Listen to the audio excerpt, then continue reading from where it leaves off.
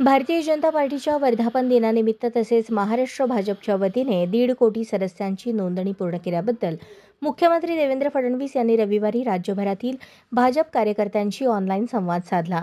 मुख्यमंत्री देवेंद्र फडणवीस यांचे थेट प्रक्षेपणाद्वारे मार्गदर्शन ऐकण्यासाठी आमदार देवेंद्र कोठे यांच्या संपर्क कार्यालयात भाजपच्या विविध पदाधिकारी आणि कार्यकर्त्यांनी गर्दी केली होती।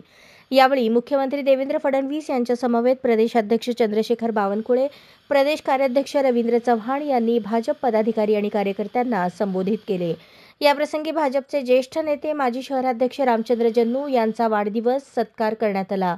यावेळी माजी स्थायी समिती सभापती विनायक कोंडाल, माजी सभागृह नेते श्रीनिवास कर्ली, माजी नगरसेवक मेघनाथ येमूल, राजकुमार हंचाटे, डॉक्टर राजेश अणगिरे, अनिल पल्ली, ज्येष्ठ नेते रामचंद्र जन्नू, मधुकर वडनाल, अंबादास करगुळे, सुनील पाताळे, मध्य पश्चिम मंडल अध्यक्ष संतोष कदम, महिला मोर्चा शहराध्यक्ष विजया वड्डेपल्ली, माजी नगरसेविका रामेश्वरी बिर्रू, सुनीता कामाठी, बजरंग कुलकर्णी, दत्तात्रय पोसा, श्रीनिवास जोगी, दत्ता पाटील, यशवंत पाथरूट, रविकांत कोळेकर, मर्रेप्पा कंपली, पक्षाचे पदाधिकारी, कार्यकर्ते आणि भाजपप्रेमी नागरिक मोठ्या संख्येने उपस्थित होते।